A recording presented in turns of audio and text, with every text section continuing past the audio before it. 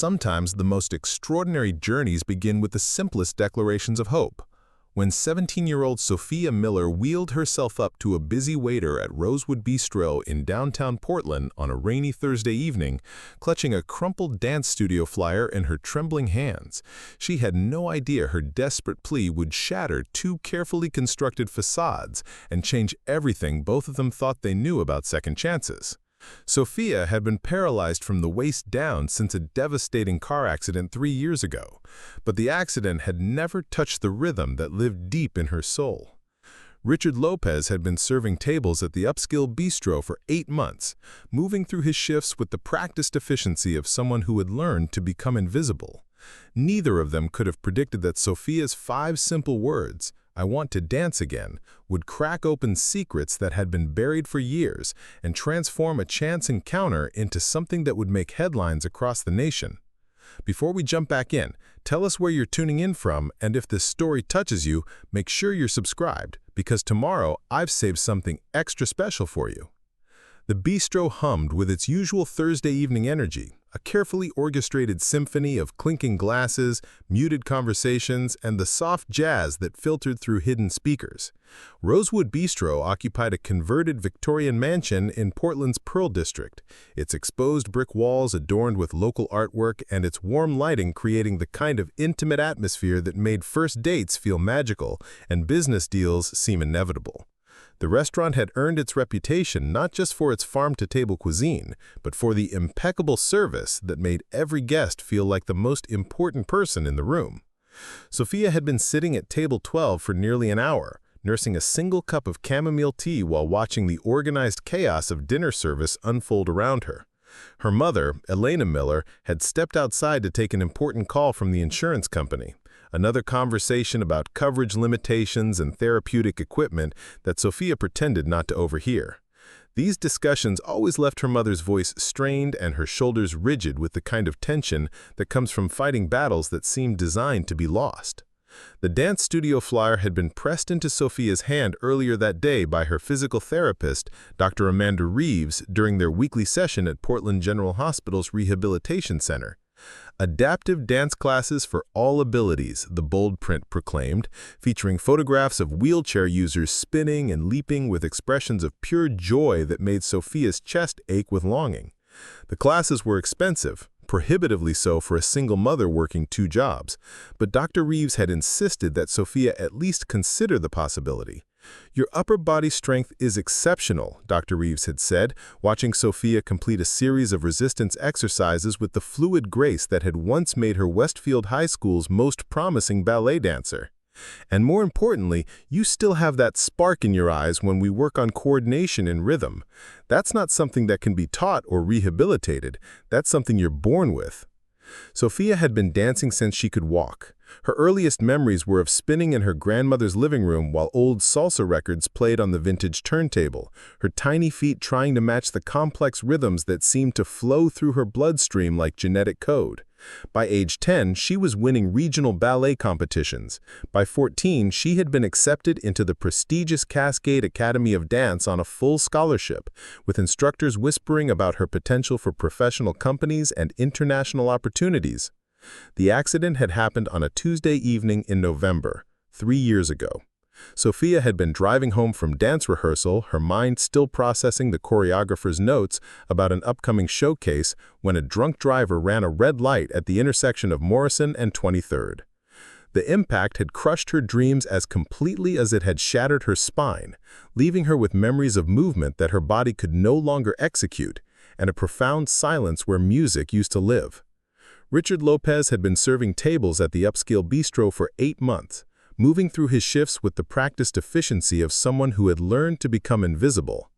Neither of them could have predicted that Sofia's 5 simple words, "I want to dance again," would crack open secrets that had been buried for years and transform a chance encounter into something that would make headlines across the nation.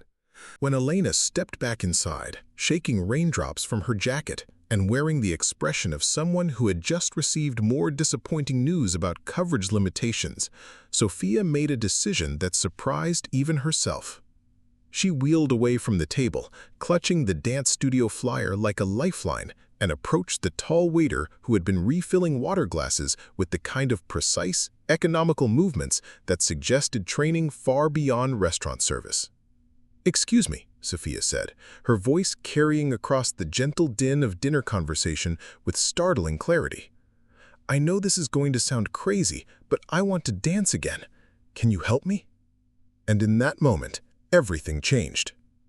Sofia Miller's wheelchair had been custom-fitted with the precision of a race car, every adjustment calculated to maximize her independence while accommodating the financial reality of Elena's insurance battles. The lightweight titanium frame gleamed under the bistro's warm lighting, its sleek design a testament to Elena's months of research and careful budgeting. But what most people didn't notice were the subtle modifications Sofia had made herself.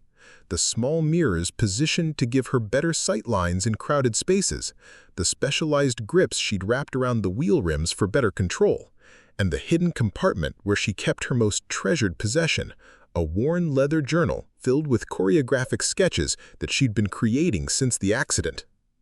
The journal represented 3 years of silent rebellion against a world that had tried to convince her that movement was no longer her language. Every night, Sofia would lie in bed and sketch dance sequences from memory, translating the vocabulary of classical ballet into movements she could theoretically execute from her chair. The pages were filled with arrows and diagrams that mapped upper body choreography, notations for rhythm patterns that could be expressed through arm gestures, and increasingly complex sequences that pushed the boundaries of what adaptive dance might look like. Dr. Amanda Reeves had discovered the journal during a particularly difficult therapy session 6 months ago when Sofia had been struggling with a plateau in her physical progress. The sketches had revealed a mind that refused to accept limitation, an artistic vision that had simply adapted to new parameters rather than surrendering to impossibility. It was Dr. Reeves who had first mentioned the Cascade Movement Studio's adaptive dance program, though she'd waited months to find the right moment to present the opportunity to Sofia. "These aren't just drawings," Dr. Reeves had said, carefully turning the journal's pages. "These are innovations. You're reimagining what dance can be, not just accepting what dance has been." The Cascade Movement Studio occupied a converted warehouse in Portland's Alberta Arts District, its industrial space transformed into a cathedral of movement, with soaring ceilings, wall-to-wall mirrors, and specialized flooring that could accommodate both traditional dancers and wheelchair users.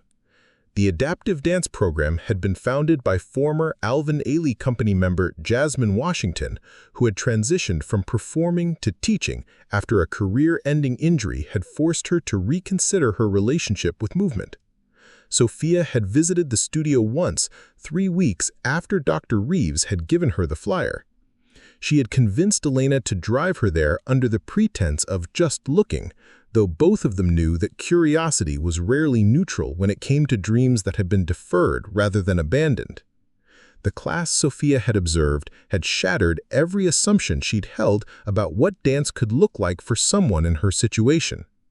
The dancers moved with a fluidity that transcended their various physical limitations. Wheelchair users spun and leapt through space, with their chairs becoming extensions of their bodies rather than constraints. Dancers with amputated limbs created lines and shapes that celebrated asymmetry rather than hiding difference.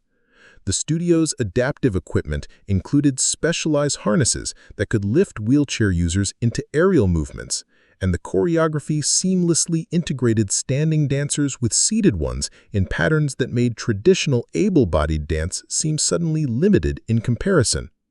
"It's beautiful," Sofia had whispered to Elena as they watched from the observation area, tears streaming down her face for the first time since the accident. But the program cost $2,400 for a 6-month intensive course, plus additional fees for private coaching and adaptive equipment rental. Elena's careful budget calculations showed that even with her double work schedule, they could afford perhaps 2 months of classes, and only if they sacrificed other necessities like Sofia's specialized nutrition supplements and their modest savings for emergency medical expenses. The financial reality had created a cruel paradox. Sofia's insurance would cover endless physical therapy sessions aimed at helping her adapt to limitation, but wouldn't contribute a single dollar toward classes that might help her transcend those same limitations. The system seemed designed to fund maintenance rather than transformation, rehabilitation rather than reinvention. Sofia's former dance instructor from Cascade Academy, Madame Svetlana Petrov, had visited once during Sofia's hospital stay, bringing flowers and careful words about finding new paths forward. But the visit had felt more like a funeral than encouragement, with Madame Petrov's obvious discomfort around the wheelchair making it clear that Sofia's dancing future was considered a closed chapter rather than a story waiting for its next movement. The isolation from her former dance community had been perhaps the most difficult aspect of Sofia's adjustment. Her closest friends had been fellow dancers at Cascade Academy, but the shared language of technique and aspiration had been replaced by awkward silences and well-meaning but ultimately shallow expressions of sympathy. Sofia found herself excluded not through malice, but through the simple reality that her former peers were advancing toward the professional opportunities that had once seemed like her inevitable destination. Yet Sofia's determination had only grown stronger through 3 years of adaptation and rebuilding. She had taught herself to navigate Portland's public transportation system with military precision, mapping routes and timing transfers to maintain independence despite the city's limited accessibility infrastructure. She had become an expert in the Americans with Disabilities Act regulations, advocating for herself in situations where businesses and institutions assumed she would simply accept inadequate accommodation. More importantly, Sofia had developed an analytical understanding of movement that surpassed her pre-accident abilities. Forced to study dance intellectually rather than just experience it physically, she had absorbed choreographic theory, biomechanics, and the historical evolution of different dance forms with the intensity of someone for whom knowledge had become a lifeline to a world she refused to abandon. The dance studio flyer that Dr. Reeves had given her represented more than just an opportunity to take classes. It represented the possibility of proving that her 3 years of theoretical study and physical adaptation had prepared her for something extraordinary rather than just acceptable. Sofia had spent the afternoon before her visit to Rosewood Bistro watching videos of adaptive dance companies online, taking notes on techniques and training methods, preparing for a conversation she hoped to have with someone, anyone, who might understand that her wheelchair wasn't an obstacle to overcome, but a tool that could be integrated into something beautiful. As Sofia had wheeled away from table 12 toward Richard Lopez, the dance studio flyer clutched in her hands like evidence of possibility. She carried with her not just a dream deferred, but a vision refined by 3 years of forced patience and careful preparation. She wasn't asking for charity or sympathy. She was ready to prove that limitation was often just another word for innovation waiting to happen.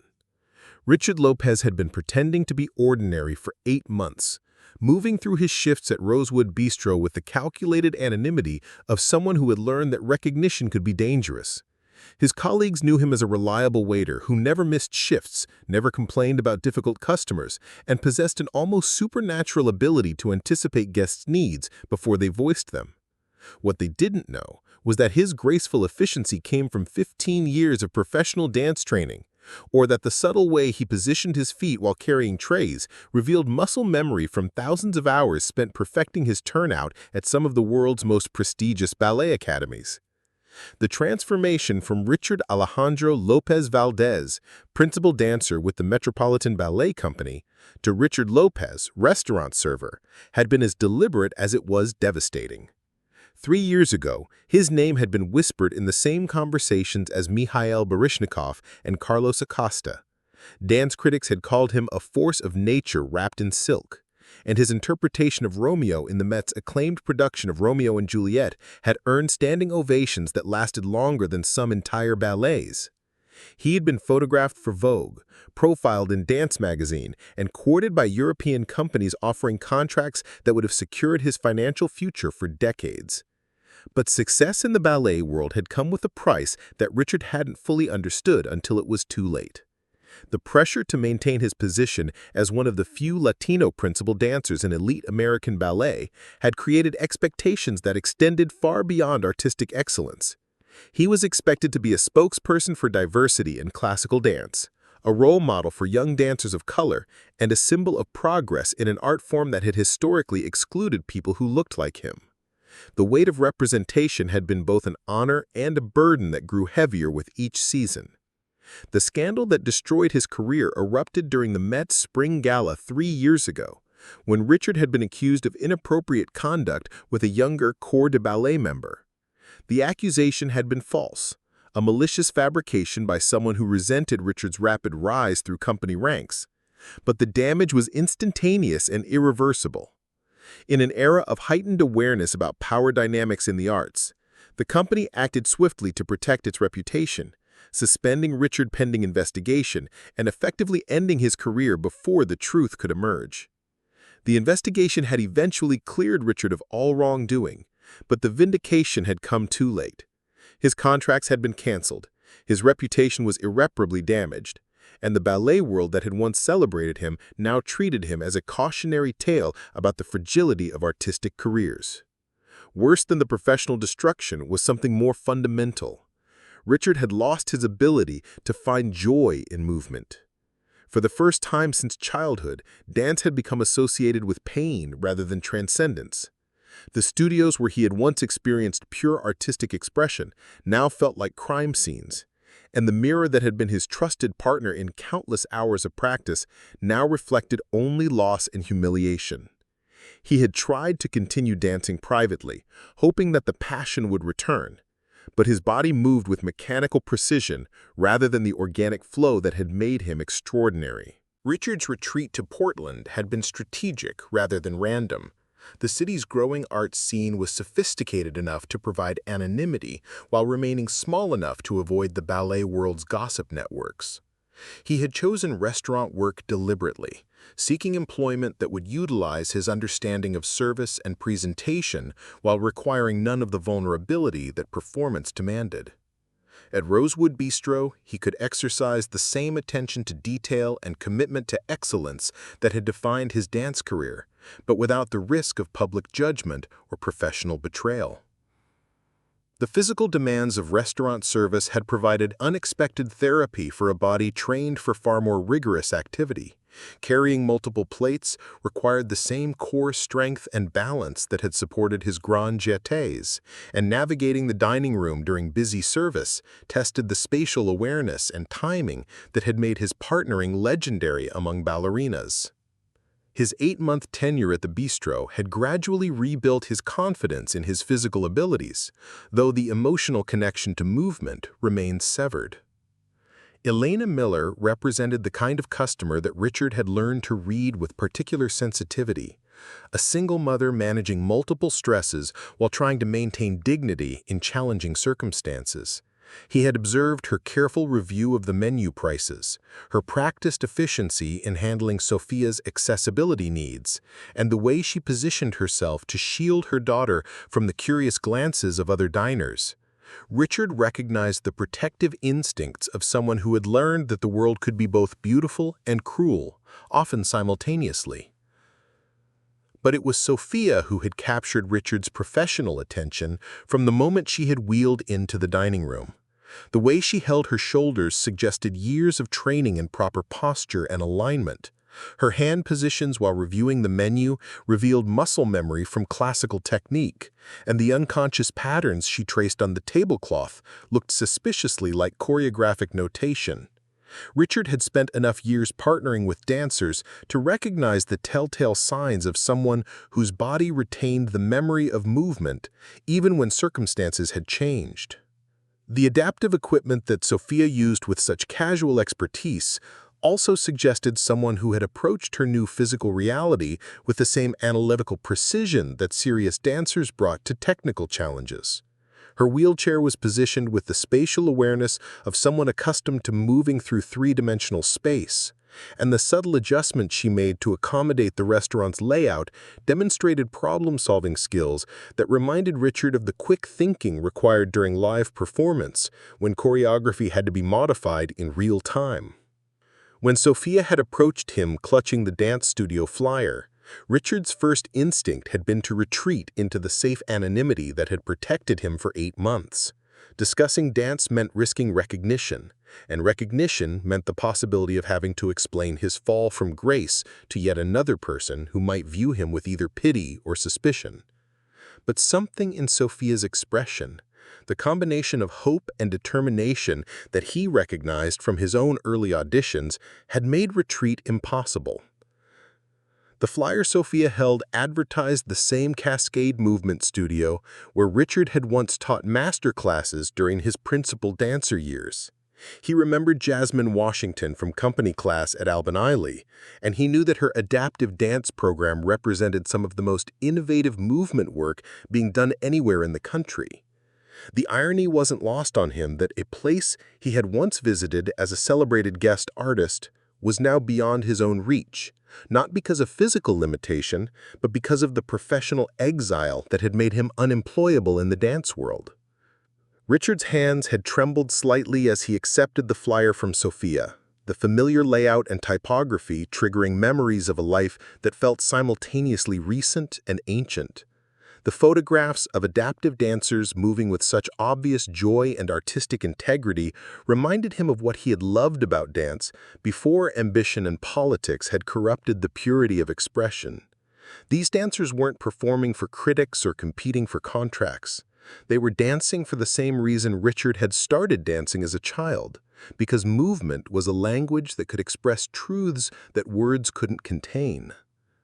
"I know this is going to sound crazy," Sofia had said, "but I want to dance again. Can you help me?"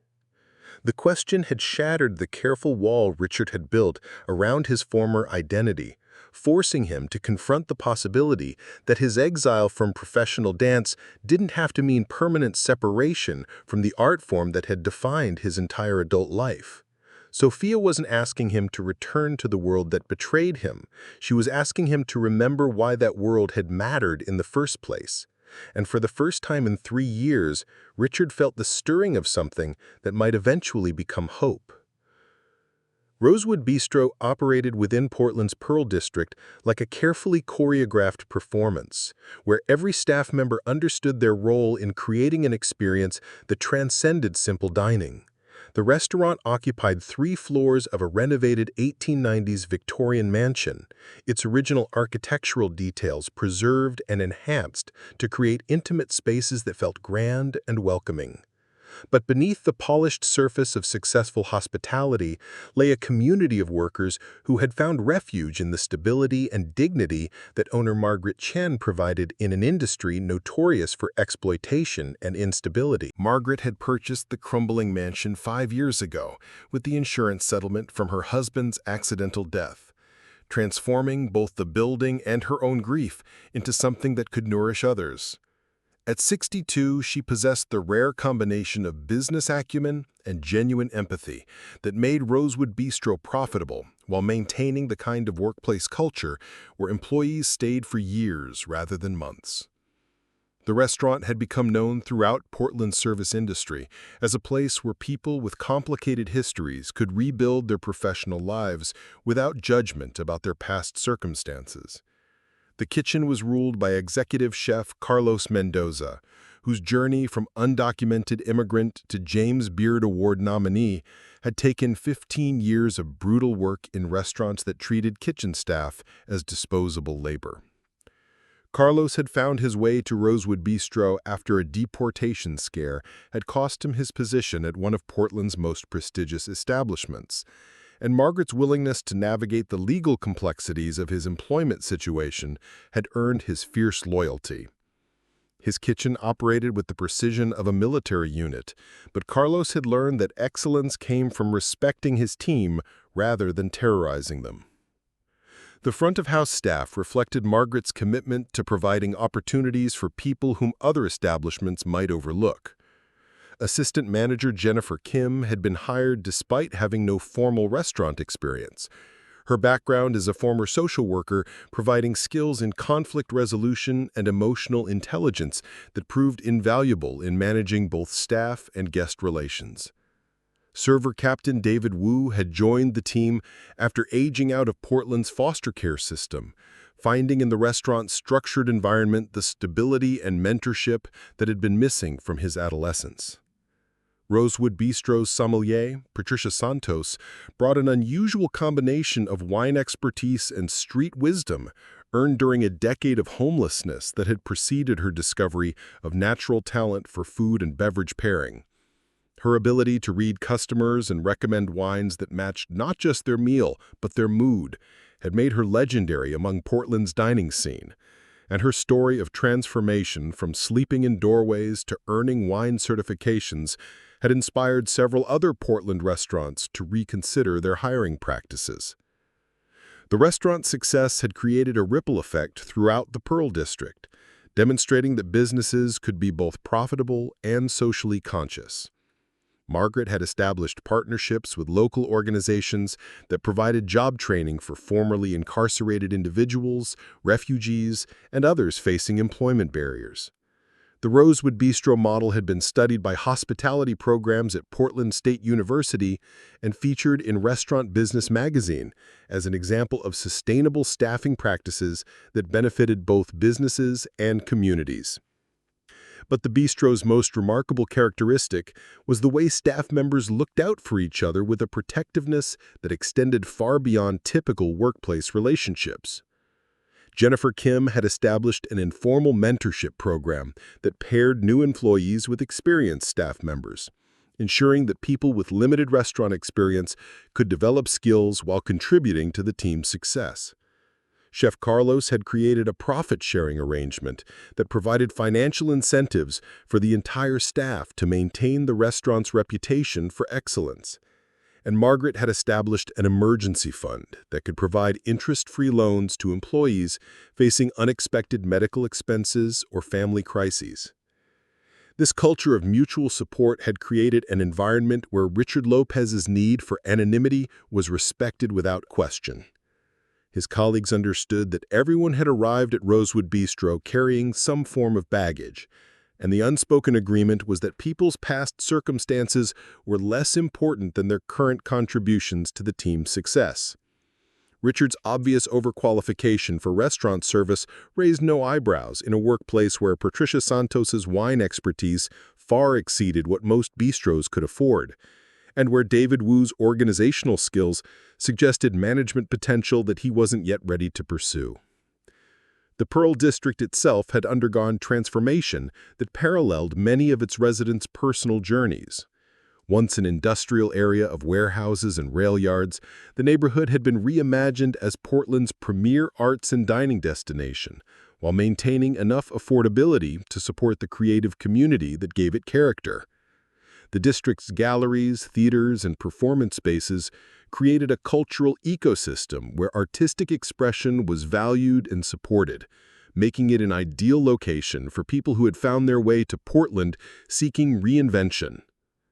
Cascade Movement Studio occupied a converted warehouse just 6 blocks from Rosewood Bistro, its industrial bones transformed into a cathedral of movement that had become one of Portland's most innovative cultural institutions.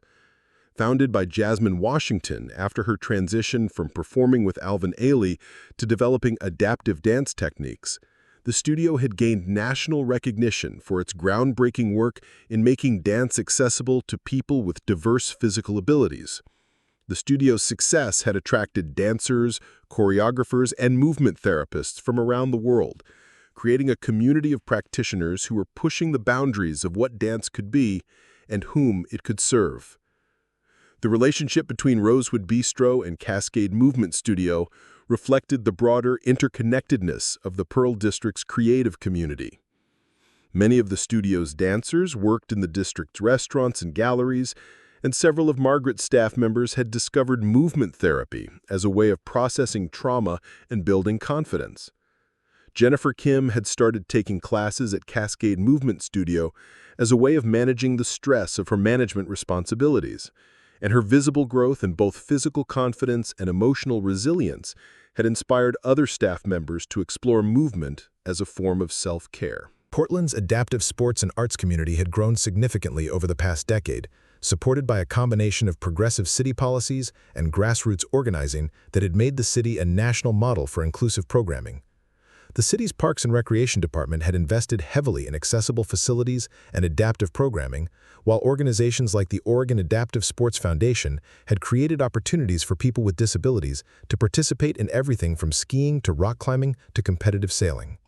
This broader cultural context meant that Sofia Miller's interest in adaptive dance was part of a larger movement toward inclusion and accessibility that had gained momentum throughout the Pacific Northwest. Portland's reputation as a city that celebrated difference and innovation had attracted people from around the country who were seeking communities where they could pursue their goals without having to overcome societal barriers in addition to personal challenges. The coffee shop next door to Rosewood Bistro, Grind Coffee Roasters, was owned by former Paralympic cyclist Maria Gonzalez, whose success in competitive cycling had led to her becoming an advocate for adaptive athletics and accessible business practices. The art gallery across the street featured rotating exhibitions that specifically showcased work by artists with disabilities, and the independent bookstore on the corner had become a gathering place for disability rights activists and advocates who had made Portland the center of their organizing efforts. This network of businesses and organizations had created an infrastructure of support that made ambitious projects possible in ways that might have been impossible in other cities. When individuals like Sofia Miller needed resources, expertise, or encouragement to pursue seemingly impossible goals, the Pearl District's community could provide connections, funding, and practical assistance that turned dreams into achievable plans. As Richard Lopez stood in the dining room of Rosewood Bistro, holding Sofia's dance studio flyer and processing her request for help, he was surrounded by a community that had already demonstrated its capacity to support transformation and second chances. The question wasn't whether the resources existed to help Sofia pursue her dancing goals. The question was whether Richard was ready to step out of the anonymity that had protected him and become part of a collaborative effort that might heal them both. The moment stretched between Sofia and Richard like a bridge neither had expected to cross. Sofia's words hung in the air of the bustling dining room. "I want to dance again. Can you help me?" creating a pocket of stillness amid the orchestrated chaos of dinner service. Other servers moved around them carrying steaming plates and wine glasses. The soft jazz continued its subtle soundtrack, and conversations flowed at nearby cables. But for Sofia and Richard, the world had contracted to this single exchange that would determine whether hope was a luxury they could afford or a necessity they couldn't live without. Richard's hands had gone completely still as he processed Sofia's question, the water pitcher he'd been carrying suddenly feeling impossibly heavy. For 8 months, he had perfected the art of deflection, developing responses that were polite but non-committal, professional but distant. He had learned to navigate conversations about Portland's art scene without revealing his own background, to discuss the city's cultural offerings without mentioning his intimate familiarity with stages and studios throughout the Pacific Northwest. But Sofia's direct question had bypassed all his carefully constructed defenses, demanding an answer that would require him to either lie outright or acknowledge the expertise he had been hiding. Sofia watched Richard's face with the analytical intensity she had developed during 3 years of learning to read people's reactions to her wheelchair. She had become expert at distinguishing between genuine discomfort and mere awkwardness, between pity and authentic concern, between polite dismissal and actual consideration. What she saw in Richard's expression wasn't any of the negative reactions she had learned to anticipate. Instead, she recognized something that looked suspiciously like recognition, the face of someone who understood her question in ways that went beyond its surface meaning. "You're talking about real dance," Richard said, carrying a weight that surprised both of them. "You're not talking about recreation therapy or adaptive movement exercises. You're talking about actual choreography, technique, artistic expression." The statement wasn't really a question, and Sofia felt her pulse quicken as she realized that this waiter understood the distinction that so many well-meaning people missed. Dr. Reeves had been the first person to recognize that Sofia's interest in movement went beyond physical rehabilitation, that her sketches represented artistic vision rather than mere therapeutic goal-setting. But Richard's immediate comprehension of her aspirations suggested a familiarity with dance that went far beyond casual appreciation.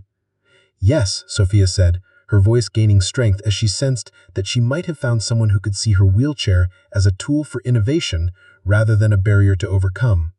Richard felt something crack open in his chest as Sofia demonstrated knowledge that would have impressed dance critics and artistic directors. Her references weren't to feel-good community programs or inspirational videos that went viral on social media. She was citing legitimate companies that had revolutionized contemporary dance by integrating disabled and non-disabled performers in ways that enhanced rather than compromised artistic integrity. This wasn't a teenager with romantic notions about dancing her troubles away. This was someone who had done serious research and understood exactly what she was requesting. Elena Miller had returned from her insurance phone call to find her daughter engaged in intense conversation with their waiter, and something in Sofia's posture told her that this wasn't typical customer service interaction. She approached cautiously, her maternal instincts alert to the possibility that Sofia might be subjecting a restaurant employee to her dance obsession in ways that could prove embarrassing for both of them. "Sophia," Elena said gently, "I'm sure this gentleman has other tables to serve." But Richard turned to Elena with an expression that was neither annoyed nor professionally tolerant.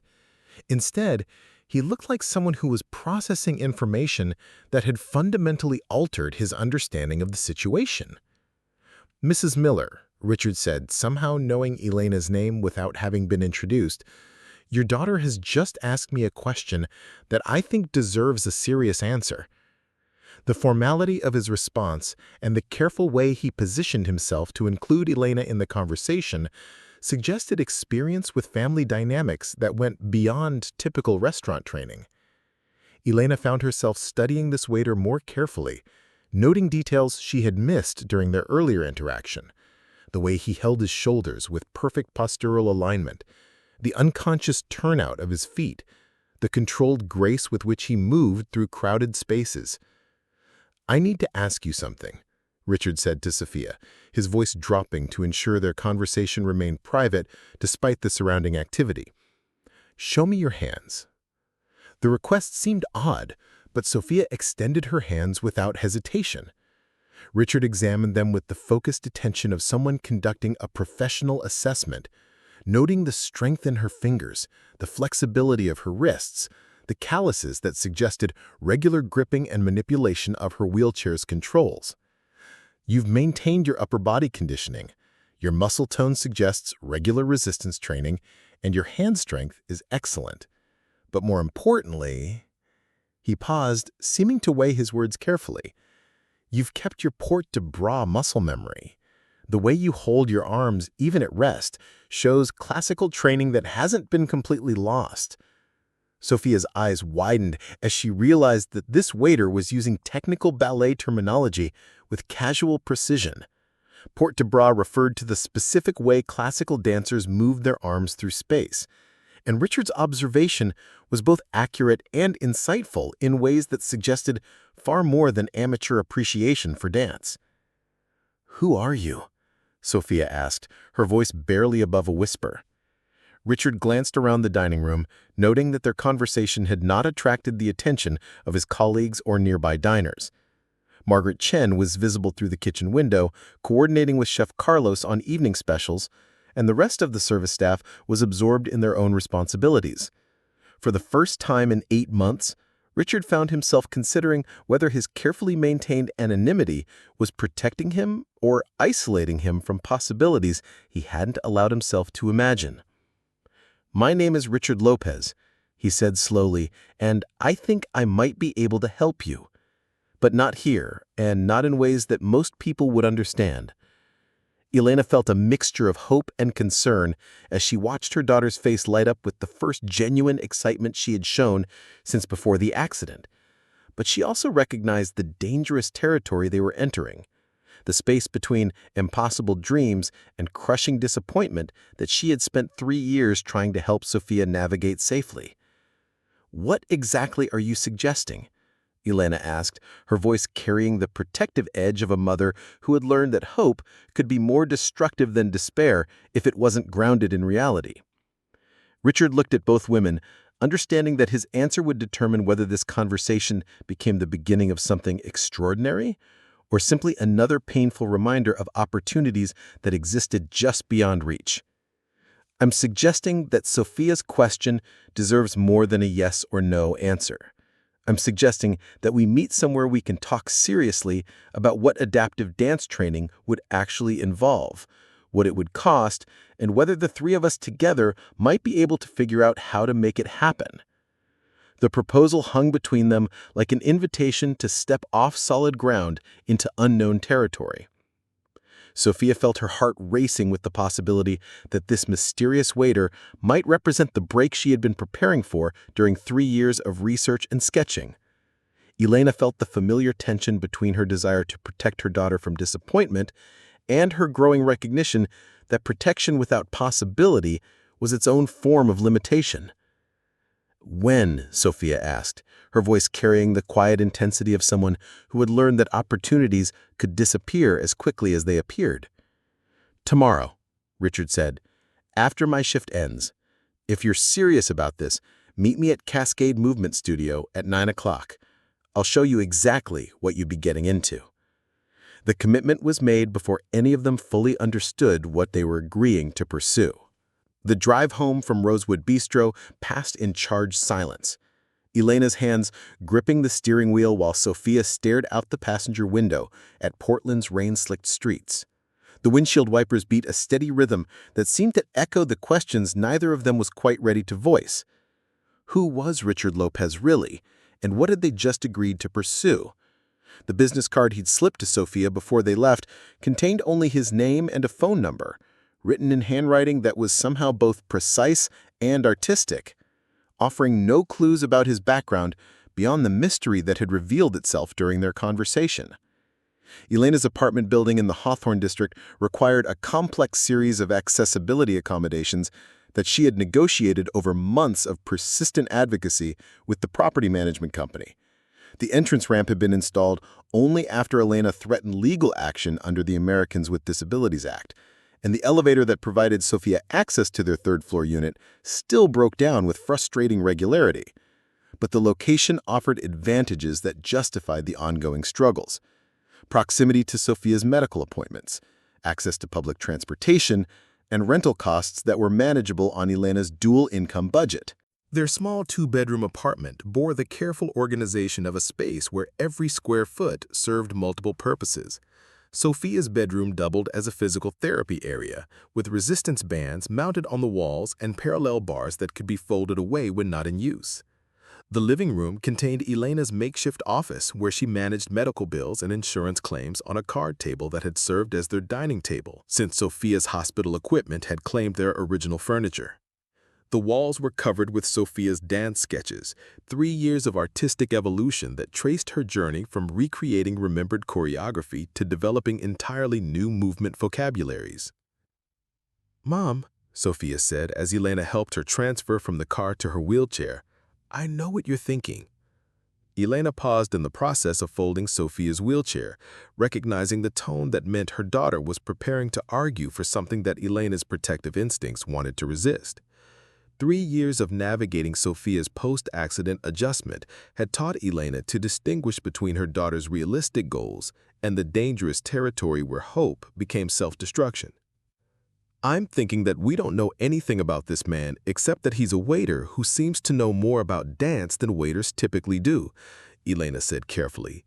"I'm thinking that meeting strange men at dance studios might not be the safest way to pursue your interests." Sofia maneuvered her wheelchair to the apartment entrance with the practiced efficiency that had replaced her former spontaneous movement through the world. "He knew technical terminology that you can't fake. He assessed my physical capabilities like someone who's trained dancers before. And Mom, he understood what I was asking for in ways that nobody else has." The conversation continued as they made their way upstairs, Elena's concerns growing more specific as she processed the evening's events. Her experience as a single mother had taught her to be suspicious of adults who showed unusual interest in her daughter, and her 3 years of managing Sofia's medical care had made her skeptical of anyone who promised solutions that sounded too good to be true. "Sofia, I've watched you get excited about possibilities before. Remember the experimental stem cell therapy that turned out to be a scam? Remember the adaptive sports program that folded after 3 months because they couldn't get insurance approval? I can't watch you go through that kind of disappointment again." But even as Elena voiced her concerns, she found herself remembering the way Richard had looked at Sofia during their conversation. His attention had been professional rather than personal, analytical rather than sympathetic. He had asked technical questions about Sofia's physical condition and training background, not inspirational questions about her dreams and motivations. His demeanor had suggested someone conducting a legitimate assessment, rather than someone offering false hope to a vulnerable teenager. Sofia spent the evening researching everything she could find about Cascade Movement Studio's evening schedule, cross-referencing class times with Richard's proposed meeting time, and trying to determine whether his familiarity with the facility was legitimate or fabricated. The studio's website featured video testimonials from dancers who had trained in their adaptive program, and Sofia found herself studying their technique with the analytical intensity she had developed during 3 years of virtual dance education. Elena called her sister Carmen in Los Angeles, seeking advice from the one family member who had consistently supported Sofia's dancing aspirations even before the accident. Carmen had been a professional dancer herself before marriage and children redirected her priorities, and her understanding of the dance world's realities provided perspective that Elena couldn't access on her own. "There are legitimate adaptive dance programs," Carmen told Elena during their hour-long phone conversation, "but there are also people who prey on families like yours, who promise transformation they can't deliver. The question is whether this Richard person is connected to the legitimate world or the predatory one." Carmen's advice was characteristically direct. Meet Richard, but do so in public spaces with other people present. Ask specific questions about his background and qualifications, and trust Elena's instincts about whether his responses felt authentic or rehearsed. Most importantly, Carmen insisted that Elena should contact Cascade Movement Studio directly to verify that Richard was indeed authorized to use the studio facilities and had been involved with their adaptive program development. The phone call to Cascade Movement Studio the next morning revealed information that both reassured and confused Elena. The receptionist confirmed that Richard Lopez was indeed authorized to use the studio facilities and had been involved with their adaptive program development. But she seemed surprised by Elena's inquiry and suggested that Elena might want to speak directly with Jasmine Washington about Richard's current status with the organization. "He's been away from teaching for a while," the receptionist said carefully, "but Jasmine has been hoping he'd return to working with our adaptive students. She's mentioned that he has expertise that could really benefit our program if he's ready to get back into instruction." The conversation raised more questions than it answered, but it confirmed that Richard's connection to the studio was legitimate and that his absence from teaching was voluntary rather than the result of any professional misconduct. Elena found herself cautiously optimistic that Sofia's instincts about Richard's qualifications might be accurate, even if the circumstances of their meeting remained mysterious. Sofia spent the day reviewing videos of adaptive dance performances, taking notes on techniques that might be applicable to her own physical capabilities, and preparing questions that would test Richard's knowledge of adaptive instruction methods. She had learned during 3 years of medical appointments that preparation was essential when dealing with professionals who might try to oversimplify her situation or underestimate her understanding of complex issues. The afternoon brought an unexpected phone call from Dr. Amanda Reeves, who had heard about Sofia's evening plans through the informal network of medical professionals who coordinated Sofia's care. Dr. Reeves offered to attend the meeting at Cascade Movement Studio, both to provide medical perspective on Sofia's physical readiness for intensive dance training and to serve as an additional advocate if negotiations about program costs or accessibility accommodations became necessary.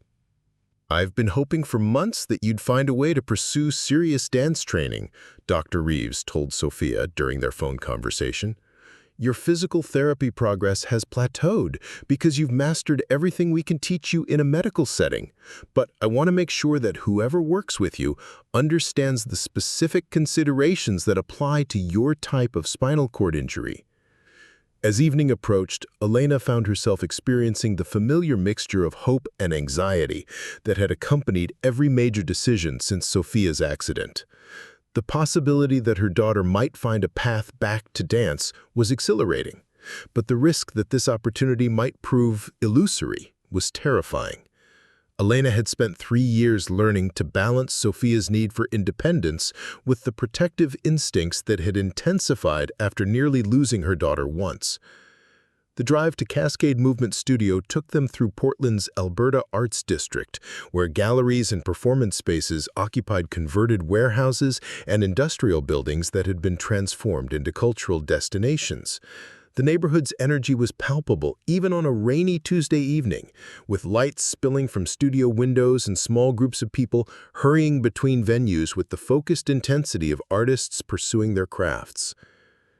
Cascade Movement Studio occupied a converted warehouse that had been redesigned specifically for adaptive dance instruction, with wide doorways, accessible changing areas, and specialized flooring that could accommodate both traditional dancers and wheelchair users. The building's industrial bones had been preserved and enhanced, creating a space that felt both historic and cutting-edge, substantial enough to support serious artistic work while remaining welcoming to newcomers who might feel intimidated by more formal dance institutions. As Elena parked outside the studio at 8:45 p.m., she noticed a familiar figure waiting near the entrance. Richard Lopez stood under the building's awning, wearing jeans and a simple sweater that somehow looked more expensive than his restaurant uniform had suggested. But more than his clothing, it was his posture that caught Elena's attention. The way he held himself suggested someone who was completely comfortable in this environment, someone for whom this building represented familiar territory rather than a new experience. Sofia transferred to her wheelchair with practiced efficiency, but Elena noticed that her daughter's movements carried a nervous energy that hadn't been present the night before. The reality of what they were attempting was finally sinking in, and the weight of 3 years of deferred dreams was adding pressure to an encounter that would determine whether hope was something Sofia could afford to embrace or needed to learn to live without. The interior of Cascade Movement Studio at night transformed the industrial space into something that felt almost sacred, with strategically placed lighting creating pools of warmth against the exposed brick walls and polished concrete floors. Richard had arrived early to adjust the lighting and sound systems, his familiarity with the technical equipment revealing yet another layer of his mysterious connection to this place. When Sofia and Elena entered through the accessible entrance, they found themselves in a cathedral of movement, where every architectural detail had been designed to support the full range of human expression, regardless of physical capability. Dr. Amanda Reeves arrived moments after the Miller family, carrying a medical bag and a tablet containing Sofia's complete physical therapy records. Her presence immediately shifted the dynamic from a casual meeting to a professional consultation, and Richard greeted her with the respectful recognition of someone who understood the critical role that medical professionals played in adaptive dance instruction. "Dr. Reeves," Richard said, extending his hand with formal courtesy, "I appreciate you taking time to join us tonight. What I'm going to show Sofia will be physically demanding, and I want to make sure we're working within safe parameters from the beginning." The exchange confirmed Elena's growing suspicion that Richard's background involved more than casual dance appreciation.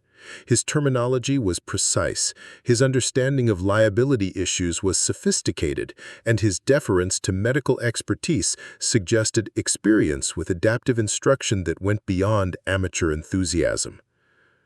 Jasmine Washington emerged from the studio's office area, her presence both surprising and reassuring to the gathering group. At 51, Jasmine carried herself with the unmistakable grace of someone whose relationship with movement had defined her entire adult life. But her warm smile and immediate attention to Sofia's accessibility needs demonstrated why her adaptive program had earned national recognition. "Richard called me this afternoon," Jasmine explained to Elena and Dr. Reeves. "He asked if he could use the studio tonight for an assessment, and I decided I wanted to observe. It's been too long since he's worked with adaptive students, and I've been hoping for an opportunity to convince him to return to teaching." The revelation that Richard had taught adaptive dance before added another piece to the puzzle of his identity, but it also raised questions about why he had stopped teaching and what had brought him to his current position serving tables at Rosewood Bistro. Sofia found herself studying Richard's face for clues, noting the way his expression shifted between confidence and something that looked suspiciously like anxiety when Jasmine spoke about his teaching background. Before we begin, Richard said, addressing Sofia directly, I need you to understand that what I'm going to show you isn't recreation therapy or gentle movement exercise. This is going to be actual dance instruction, which means I'm going to push your physical capabilities and challenge your understanding of what your body can do. Are you prepared for that level of intensity? Sofia's response was immediate and determined. I've been preparing for this conversation for 3 years. I understand the difference between therapy and training, and I'm ready for whatever you think I can handle. Richard moved to the studio's sound system and selected music that Sofia recognized as a contemporary piece by Olafur Arnalds, its combination of classical strings and electronic elements creating an emotional landscape that demanded sophisticated movement interpretation. But rather than beginning with basic wheelchair movements, Richard surprised everyone by demonstrating a complex sequence of upper body choreography that utilized the wheelchair as an integral partner in the artistic expression. The demonstration lasted perhaps 3 minutes, but it completely transformed Sofia's understanding of what adaptive dance could accomplish. Richard's wheelchair technique went far beyond the basic spins and reaches that Sofia had seen on online videos. He created lines and shapes that were genuinely innovative, using the chair's momentum and mechanical properties to achieve effects that would have been impossible for a standing dancer. His upper body moved with the fluidity and precision of classical training, but the integration with his mobility equipment created something entirely new. How did you learn to do that? Sofia asked, her voice carrying awe and analytical curiosity in equal measure. Richard's explanation revealed the depth of research and experimentation that had gone into developing his adaptive technique. He had spent months studying the work of international wheelchair dance companies, analyzing video footage frame by frame to understand how mechanical principles could be applied to artistic expression.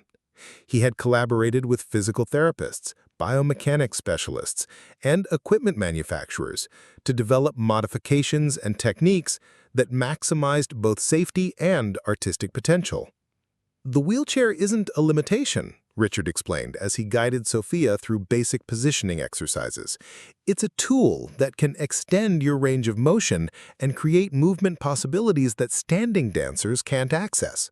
But learning to use it artistically requires completely rethinking your relationship with space, momentum, and control. Dr. Reeves observed the initial instruction with professional fascination, taking notes on the specific muscle groups and coordination patterns that Richard's techniques required. Her medical training allowed her to recognize that his methods were not only safe, but potentially beneficial for Sofia's overall physical conditioning, building strength and flexibility in ways that traditional physical therapy couldn't address. The assessment portion of the evening involved Richard testing Sofia's current capabilities through a series of exercises that progressively increased in complexity and physical demand. He evaluated her upper body flexibility, core strength, spatial awareness, and ability to coordinate complex movements while managing her wheelchair's positioning.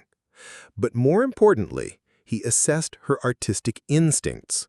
Her ability to interpret music emotionally, to create visually compelling lines and shapes, and to maintain performance quality under physical stress. You have excellent natural timing, Richard told Sofia, after she had completed a challenging sequence that combined rapid directional changes with sustained arm movements. Jasmine Washington had been documenting the session with video equipment, explaining that the footage would be useful for developing a customized training program and for demonstrating Sofia's potential to other instructors who might be involved in her education. But Elena noticed that Jasmine's camera often focused on Richard rather than Sofia, capturing his teaching methods and technical innovations with the attention of someone who was evaluating more than just a student's capabilities. The technical discussion that followed the practical assessment revealed the complexity of what Sofia was requesting. Serious adaptive dance training would require specialized equipment that could cost several $1,000s, including a performance-grade wheelchair designed specifically for dance, safety harnesses for aerial work, and portable flooring systems that could accommodate both traditional and adaptive techniques. The training itself would need to integrate classical technique with adaptive innovations, requiring instructors who understood both domains with professional competency. Richard outlined a training schedule that would begin with 3 sessions per week focusing on basic technique and conditioning, gradually building toward more complex choreographic work that could demonstrate Sofia's readiness for intermediate and advanced instruction. But he also explained that the financial investment would extend beyond tuition to include equipment, performance opportunities, and eventually auditions for adaptive dance companies that could provide professional development opportunities. The total cost for the first year would be approximately $8,000, Richard said. His directness reflected respect for the family's need to make informed decisions. That includes instruction, equipment rental, performance opportunities, and travel to workshops with other adaptive companies. It's a significant investment, but it's what real training costs when you're pursuing professional-level skills. Elena felt her stomach tighten as Richard outlined expenses that exceeded their family's discretionary income for an entire year. But before she could voice her concerns about affordability, Jasmine Washington interrupted with a proposal that surprised everyone in the room. "I've been watching tonight's session, and I think we have an opportunity here that goes beyond individual instruction. Sofia's analytical approach and Richard's innovative techniques could form the basis for a research project on adaptive dance pedagogy that I've been trying to develop for 2 years." The proposal that Jasmine outlined would provide Sofia with comprehensive training in exchange for participating in a documented study of adaptive instruction methods. The research would be conducted in partnership with Portland State University's Exercise and Sports Science Department, with funding that could cover not only Sofia's training costs, but also provide Richard with a legitimate pathway back into professional dance instruction. "This isn't charity," Jasmine explained carefully. "This is a genuine research opportunity that could benefit the entire adaptive dance community. Sofia's background and preparation make her an ideal case study, and Richard's techniques represent innovations that deserve professional documentation and dissemination." The evening ended with tentative agreements to pursue the research collaboration, pending approval from the university's Institutional Review Board and Sofia's family's consideration of the commitment required for legitimate participation in academic research. But as they prepared to leave the studio, all 4 adults understood that they had witnessed the beginning of something that could transform not only Sofia's individual opportunities, but the broader understanding of what adaptive dance could accomplish. Richard's final comment to Sofia carried both encouragement and challenge. "You have the potential to become a serious dancer. The question is whether you're prepared to work harder than you've ever worked in your life to make that potential into reality." The Portland Tribune's arts columnist, Marcus Chen, had been covering the city's cultural scene for 12 years, but he had never received a phone call quite like the one that came from Dr. Jennifer Walsh at Portland State University's Exercise and Sports Science Department, 3 days after Sofia's assessment at Cascade Movement Studio. Dr. Walsh was requesting media coverage for what she described as a groundbreaking research project that could revolutionize adaptive dance instruction, and her enthusiasm for the academic implications was infectious enough to convince Marcus that this story deserved investigation. Dr. Walsh's research proposal had been fast-tracked through the university's Institutional Review Board with unusual speed, largely because the preliminary documentation that Jasmine Washington had provided demonstrated clear potential for publishable results and significant impact on the adaptive arts community. The university's administration had been seeking opportunities to enhance Portland State's reputation in disability studies and adaptive sports science. And the combination of innovative technique development with human interest appeal made Sofia's case study particularly attractive for institutional promotion. "We're not just documenting one young woman's journey back to dance," Dr. Walsh explained to Marcus during their interview in her university office. "We're potentially establishing new protocols for adaptive instruction that could be applied in dance programs worldwide.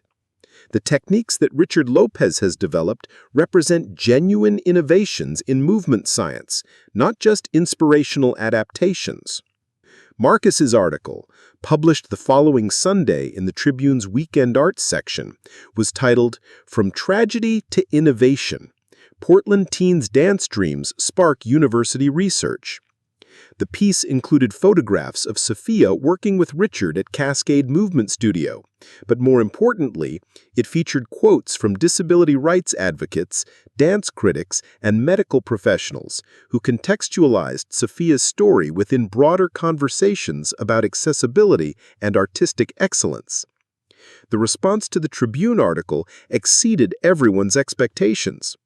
Portland State University's Communications Department reported that the story had been shared more than 15,000 times on social media within 48 hours of publication. And inquiries were arriving from dance programs, medical institutions, and adaptive sports organizations across the Pacific Northwest. The university's development office had received 3 unsolicited donation pledges specifically designated for adaptive dance research, totaling nearly $25,000 in potential funding. National attention followed quickly. Dance Magazine's West Coast correspondent, Sarah Martinez, contacted Jasmine Washington after seeing the Tribune article shared in professional dance forums. Martinez had been following developments in adaptive dance for several years, and she recognized that Sofia's case study represented something more significant than typical human interest coverage of disabled individuals pursuing artistic goals. Most adaptive dance stories focus on inspiration and overcoming obstacles, but what you're documenting here is actual technical innovation that could influence how we teach movement to all students, not just those with disabilities.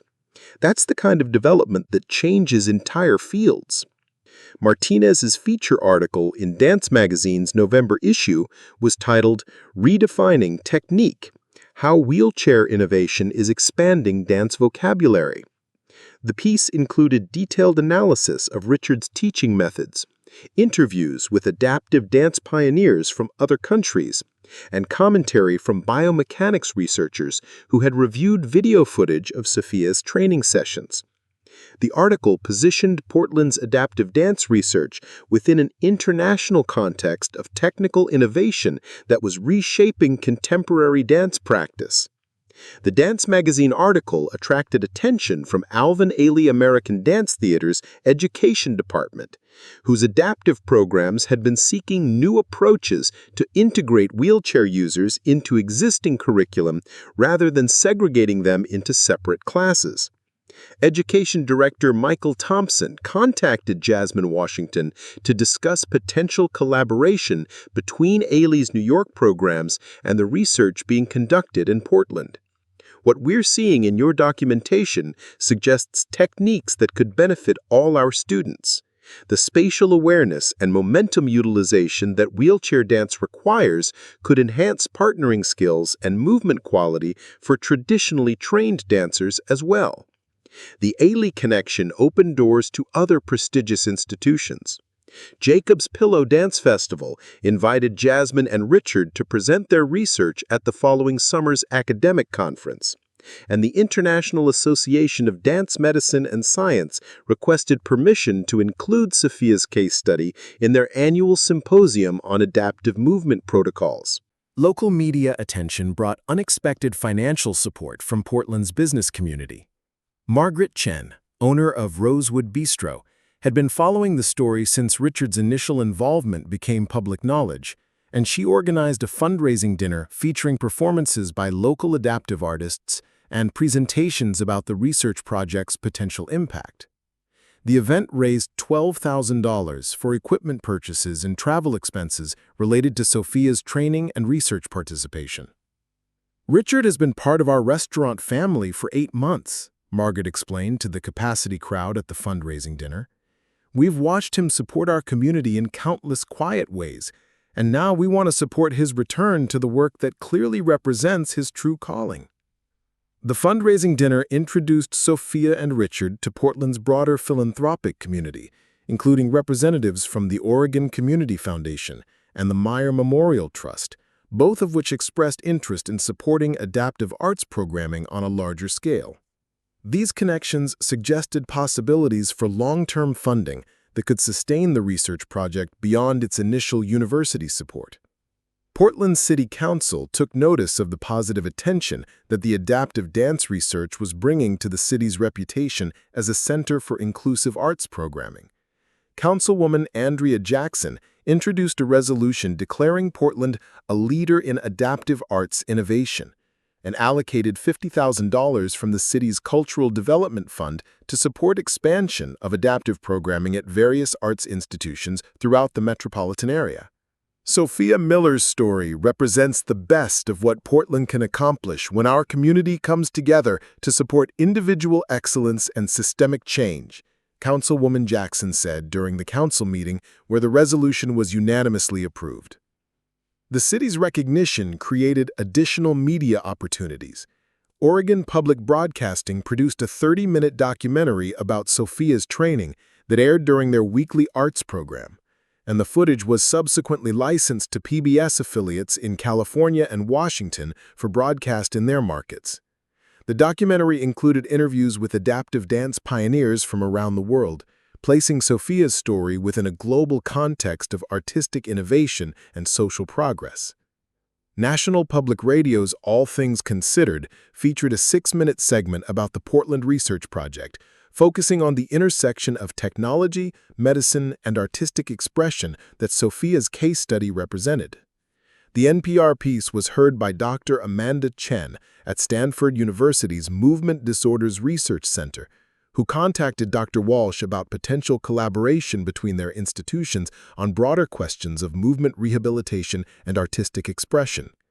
Professional dance companies began reaching out to observe Sofia's training and learn about Richard's techniques. Nederland's Dance Theater's artistic staff, visiting Portland for an unrelated residency, requested permission to observe a training session after reading about the research in European dance publications. Their interest validated the international significance of the innovations being developed through Sofia's program. The accumulating professional recognition created pressure and opportunity in equal measure. Sofia found herself representing not just her own aspirations, but broader possibilities for disabled individuals in the arts. Media interviews required her to articulate complex ideas about accessibility, excellence, and innovation in ways that were accessible to general audiences while maintaining accuracy about the technical and artistic challenges involved. "I never expected my personal goal to become a public symbol," Sofia told a reporter from The Oregonian during one of many interviews that had become part of her weekly routine. "But if my training can demonstrate new possibilities for other people with disabilities, then the pressure is worth accepting." Richard's emergence from anonymity had been more difficult to navigate. The media attention had inevitably led to questions about his background and the circumstances that had brought him from principal dancer status to restaurant service. While he had chosen to keep the details of his career destruction private, the renewed attention had forced him to confront the possibility that his exile from professional dance might be ending on terms that he could control. "Working with Sofia has reminded me why I became a dancer originally. It wasn't about fame or status. It was about the pure joy of movement and the possibility of creating something beautiful that didn't exist before." The external validation was building momentum that none of them had anticipated, transforming Sofia's individual dream into a community project with national implications. But with recognition came expectations that would test everyone's commitment to the original goal of simply helping one young woman return to dance. The crisis began with a single email that arrived in Dr. Jennifer Walsh's university inbox on a Tuesday morning in late November, 3 months after Sofia's training had begun gaining national attention. The sender was Dr. Harrison Blackwood, president of the International Ballet Academy Federation, an organization whose member institutions represented the most conservative elements of classical dance education worldwide. His message was formal, polite, and devastating. The Federation was launching a formal inquiry into what they termed unauthorized modifications to classical ballet technique and requesting all documentation related to the Portland adaptive dance research. We have received concerns from several member institutions regarding teaching methods that appeared to deviate significantly from established classical protocols, Dr. Blackwood's email explained. While we applaud efforts to increase accessibility in dance education, the Federation has a responsibility to ensure that techniques bearing the classical designation maintain the integrity and standards that have defined this art form for centuries. The email represented more than bureaucratic oversight. It was a direct challenge to the legitimacy of everything Sofia and Richard had been building together. The Federation's influence extended to university dance programs, professional companies, and funding organizations throughout the dance world. A negative finding from their inquiry could discredit the research, damage Portland State University's reputation, and effectively end Sofia's chances of gaining recognition within the broader dance community. Dr. Walsh immediately contacted Jasmine Washington and Richard to schedule an emergency meeting, but the timing couldn't have been worse. Sofia was scheduled to perform her first public demonstration of adaptive technique the following week at the Pacific Northwest Dance Festival, an event that would be attended by representatives from major dance companies and academic programs throughout the region. The Federation's inquiry cast a shadow over what should have been Sofia's triumphant debut, raising questions about whether the performance should proceed or be postponed pending resolution of the accusations. Richard's reaction to the Federation's inquiry was more complex than anyone anticipated. Rather than anger or defiance, he displayed a resignation that suggested this challenge felt familiar rather than unexpected.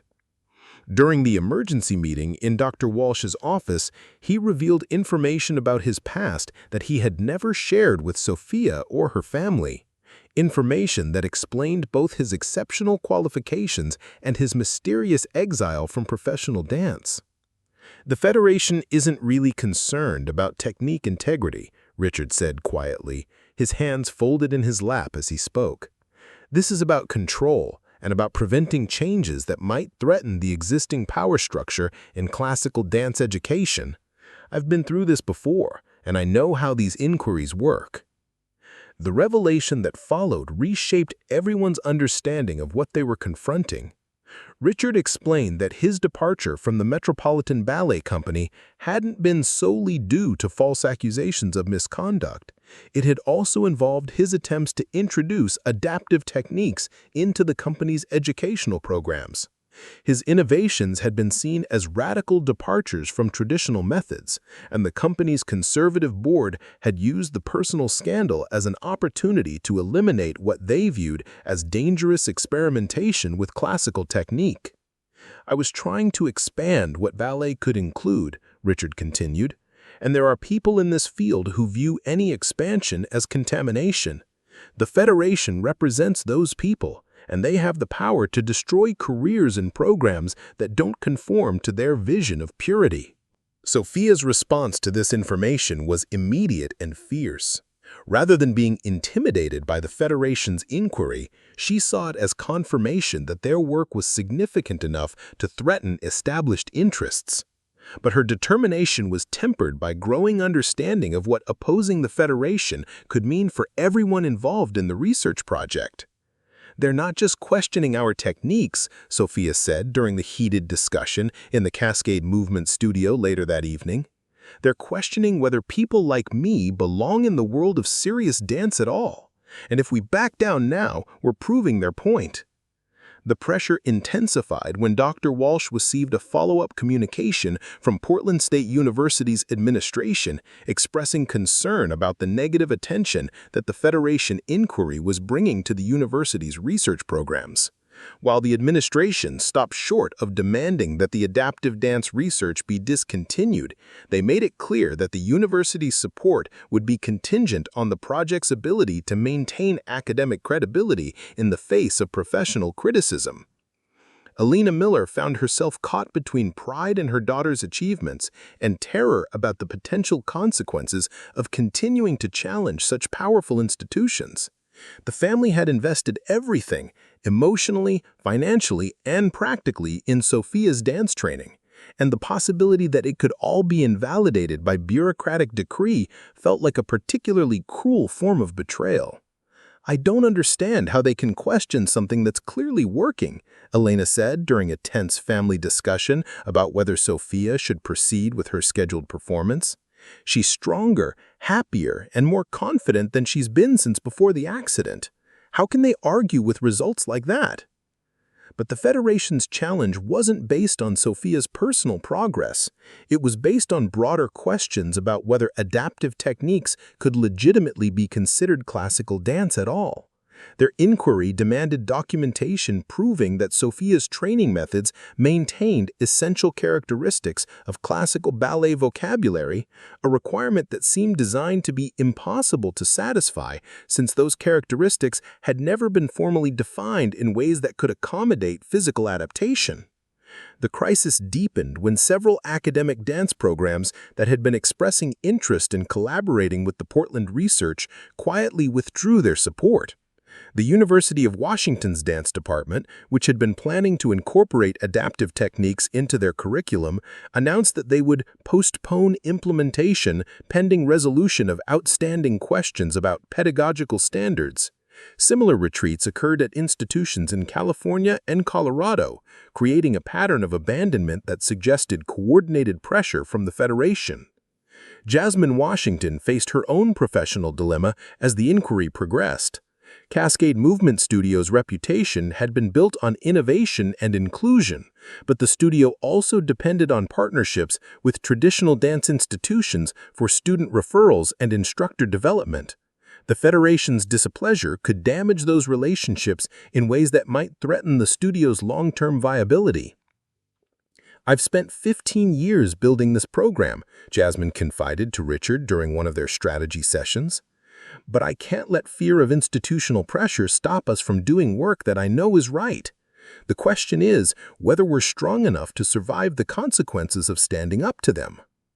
The most painful aspect of the crisis was the way it divided the dance community that had initially embraced Sofia's story.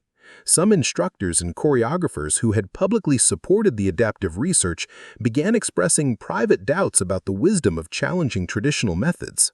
Others rallied more firmly to Sofia's defense, but their support came with increased pressure to prove that adaptive techniques could satisfy even the most conservative critics.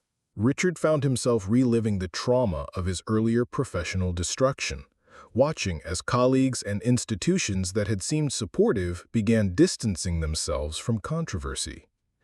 The familiar pattern of abandonment triggered anxiety and depression that he had thought were behind him, and he began questioning whether his involvement in Sofia's training was helping or harming her chances for success.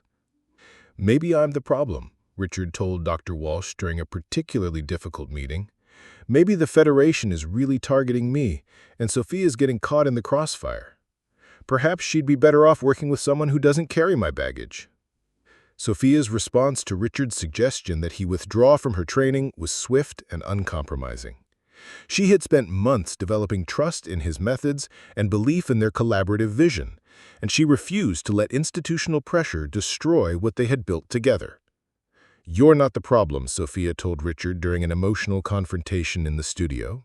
"The problem is a system that's more concerned with preserving tradition than with expanding possibility. And if we let them separate us now, we're giving them exactly what they want." The crisis reached its peak when the Pacific Northwest Dance Festival's board announced that they were reviewing Sofia's scheduled performance in light of the Federation inquiry. The review process would take several weeks, effectively canceling Sofia's debut without formally rejecting her participation. The decision felt like a preview of the isolation and exclusion that could follow if the Federation's inquiry reached negative conclusions. As Sofia, Richard, Elena, and their supporters gathered in the Cascade Movement Studio to discuss their options, the weight of what they were confronting became fully apparent. They weren't just fighting for Sofia's individual opportunity to dance.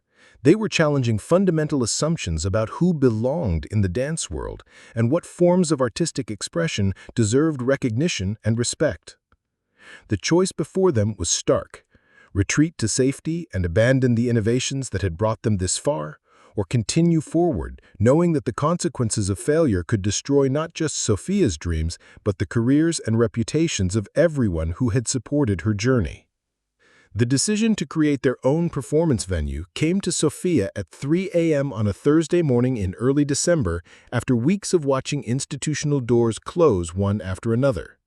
If the established dance world was determined to exclude her demonstration, she would build her own platform that couldn't be controlled by Federation politics or academic bureaucracy.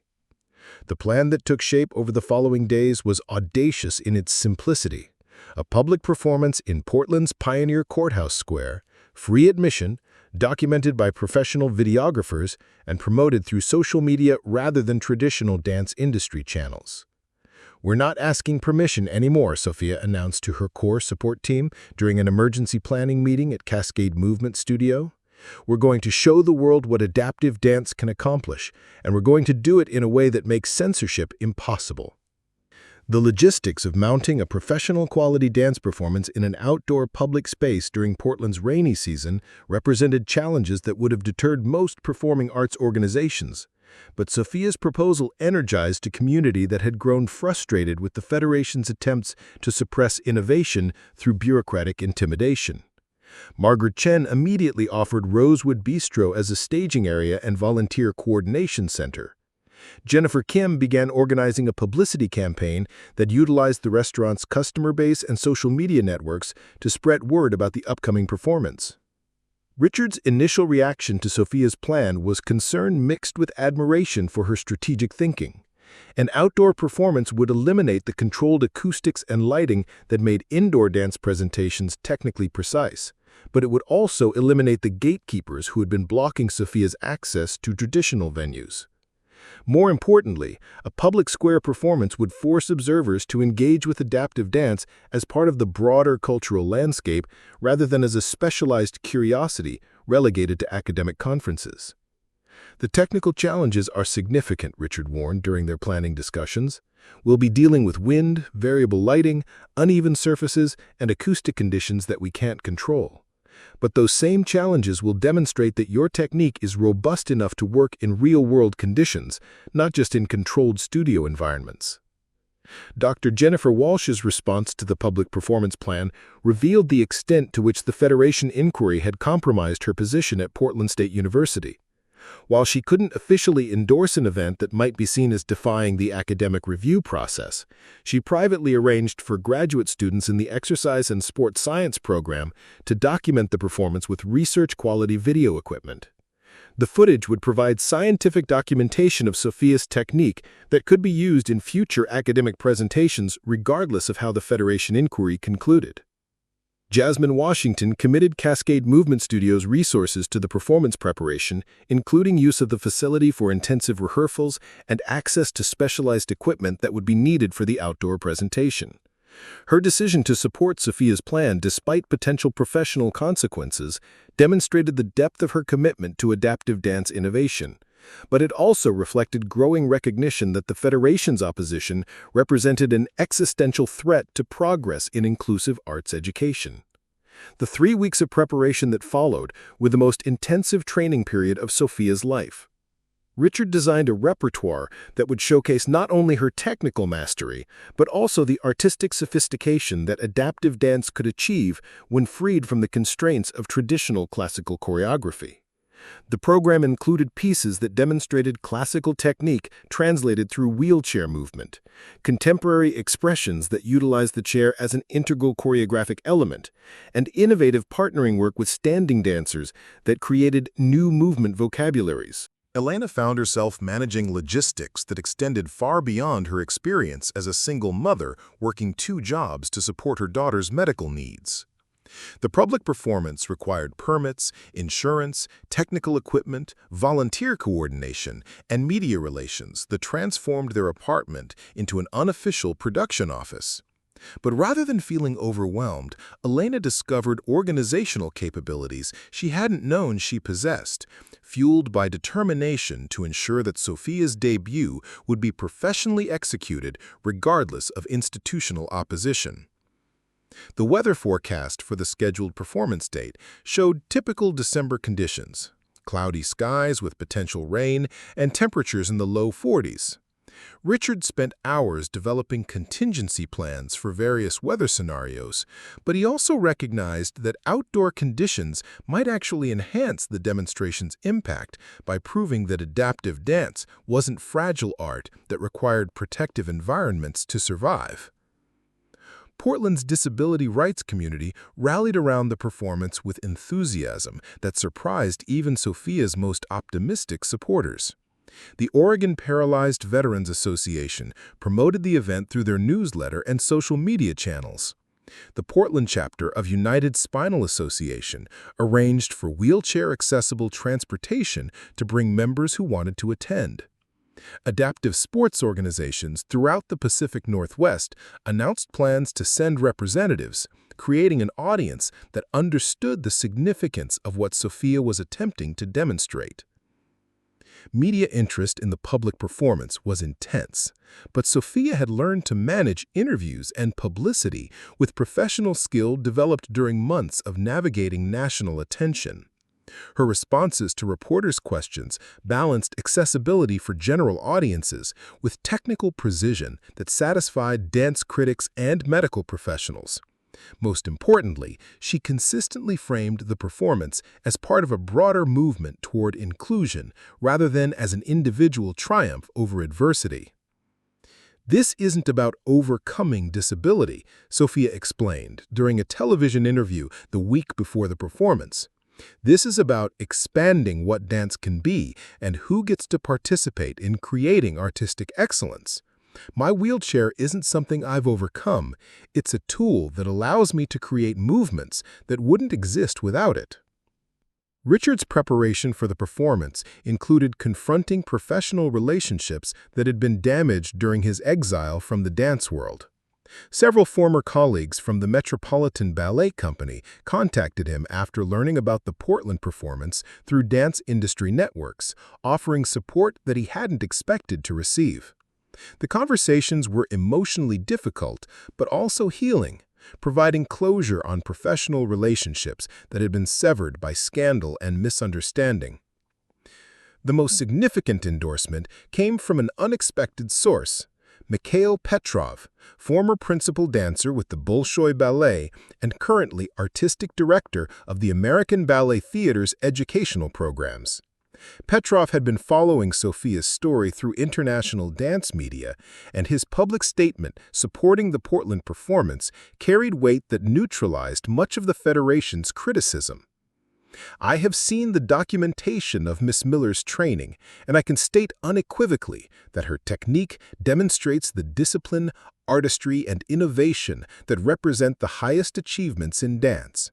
Any organization that would exclude such excellence based on the tools required to achieve it reveals more about their own limitations than about the art they claim to protect." The week before the performance, Portland's mayor issued a proclamation declaring December 15th Adaptive Arts Innovation Day and announcing the city's intention to host an annual festival celebrating inclusive artistic expression.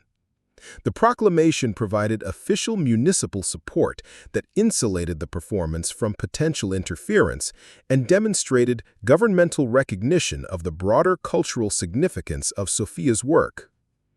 Corporate sponsors began stepping forward as the performance date approached. Nike's Adaptive Sports Division provided funding for professional video documentation and equipment costs.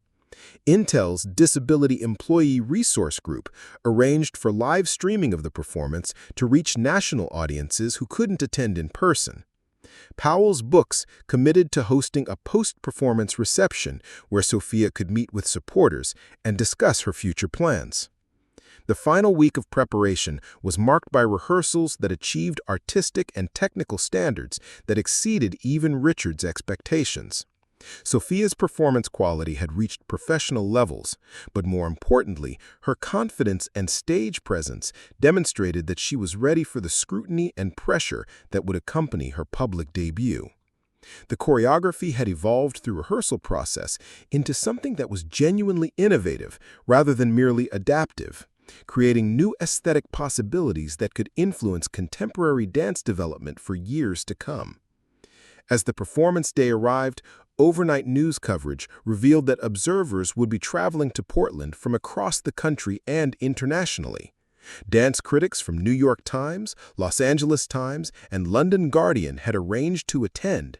Representatives from major dance companies, university programs, and medical institutions were confirmed in the audience. The pressure was enormous, but Sofia faced it with calm determination, born from months of preparation, and surrounded by a community that had invested everything in proving that excellence could not be limited by conventional definitions of ability. The stage was set for a performance that would determine not just Sofia's individual future, but the trajectory of adaptive dance as a legitimate artistic discipline deserving of institutional recognition and support. December 15th dawned gray and cold, with a thin mist hanging over Portland that threatened to develop into rain by evening. By 4 p.m., Pioneer Courthouse Square was transformed into an outdoor amphitheater, with portable lighting rigs casting warm pools of illumination across the brick plaza and sound equipment tested to ensure that Sofia's performance would reach every corner of the gathering crowd. Elena Miller stood at the edge of the performance area, watching volunteers from Rosewood Bistro distribute programs while her daughter completed her final warm-up routine in a nearby tent that had been erected for performer preparation. The audience that assembled throughout the late afternoon represented a convergence of communities that rarely intersected in Portland's cultural landscape. Disability rights advocates occupied the front rows, many in wheelchairs themselves, their presence creating a visible statement about who belonged in spaces typically reserved for traditional arts audiences. Behind them sat critics from major publications, their notebooks and recording devices ready to document what would either be hailed as breakthrough innovation or dismissed as well-meaning amateur effort. University researchers clustered near the technical equipment, prepared to analyze every aspect of Sofia's performance for academic documentation that could influence adaptive arts programming worldwide. Richard Lopez moved through the crowd with nervous energy, checking sightlines and acoustics one final time while carrying the weight of understanding that his own professional redemption was inextricably linked to Sofia's success. 3 months of intensive training had prepared them both for this moment, but the outdoor venue created variables that no amount of studio rehearsal could fully anticipate. The portable stage was level and secure, but the acoustic environment would require Sofia to project her artistic presence across a much larger space than she had ever attempted to command. Margaret Chen had closed Rosewood Bistro early to allow her entire staff to attend the performance, understanding that their support for Richard and Sofia had evolved beyond personal loyalty into participation in something historically significant.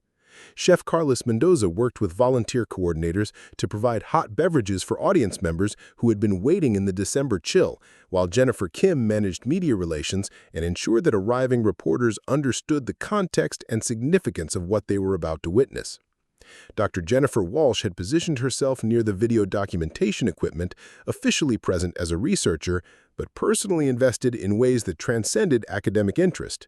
The portable weather shelter protecting the recording equipment represented thousands of dollars in university resources that she had committed without official authorization, understanding that this performance would either validate or destroy her faith in institutional support for innovative research. Jasmine Washington served as the evening's informal artistic director, coordinating between Sofia's preparation needs and the technical requirements of the outdoor performance. Her experience managing Cascade Movement Studio's diverse programming provided essential expertise in balancing artistic integrity with practical considerations, but tonight carried stakes that extended far beyond typical performance management challenges. As 6 p.m. approached, the scheduled start time, the crowd had grown to nearly 800 people, filling Pioneer Courthouse Square with an energy that combined anticipation, curiosity, and something approaching reverence for what was about to unfold. Local television news crews had set up along the perimeter, and the live streaming equipment provided by Intel would carry the performance to online audiences that already numbered in the thousands before Sofia had taken the stage. Elena's final conversation with her daughter before the performance took place in the preparation tent, away from the cameras and crowds that had transformed their private journey into a public spectacle. "Are you ready for this?" Elena asked, noting that Sofia's hands were steady despite the enormous pressure of the moment. "I've been ready since I was 7 years old," Sofia replied, her voice carrying the quiet confidence that had sustained her through 3 years of preparation for an opportunity that had seemed impossible until tonight. "The only difference is that now everyone will see what I've always known was possible." The performance began with Sofia alone on stage, positioned in her performance wheelchair under a single spotlight that eliminated the surrounding crowd and created an intimate space where only movement mattered. The opening piece was a solo that Richard had choreographed specifically to demonstrate the technical precision and artistic sophistication that adaptive dance could achieve when freed from the constraints of traditional expectations. The music was Arvo Pärt's Spiegel im Spiegel. Its minimalist piano and violin created an emotional landscape that demanded subtle and profound movement response. Sofia's interpretation utilized every aspect of her training, from the classical port de bras that had survived her transition to wheelchair use, to the innovative spatial techniques that transformed her chair from mobility aid into expressive instrument. Her upper body moved with fluid grace that would have impressed critics in any traditional dance venue, but the integration with her wheelchair created aesthetic possibilities that no standing dancer could have ever achieved. The first piece lasted 7 minutes, and the silence that followed its conclusion stretched for nearly 10 seconds before applause erupted across Pioneer Courthouse Square. But more significant than the audience reaction was the visible response from the critics and professional observers whose body language revealed recognition that they had witnessed something genuinely extraordinary rather than merely inspirational. The second piece featured Sofia in partnering work with 2 standing dancers from Cascade Movement Studio, demonstrating integration techniques that had never been attempted in public performance. The choreography required the standing dancers to adapt their movement vocabulary to complement and enhance Sofia's wheelchair technique, creating a conversation between different movement modalities that suggested new possibilities for inclusive contemporary dance. The partnering work challenged every assumption about how disabled and non-disabled performers could collaborate on stage. Rather than the standing dancers accommodating Sofia's limitations, the choreography revealed how Sofia's wheelchair technique expanded the range of movement possibilities available to all 3 performers. Lifts and spatial patterns that would have been impossible in traditional partnering became natural when Sofia's chair provided additional levels and momentum that standing dancers could utilize creatively. The most technically demanding piece came third, a solo that Richard had developed specifically to showcase innovations that could only be achieved through wheelchair dance. The choreography incorporated rapid directional changes, sustained balances that utilized the chair's mechanical properties, and spatial patterns that created the visual impression of flight across the stage surface. Sofia's execution was flawless, demonstrating mastery of techniques that required months of specialized training to achieve safely.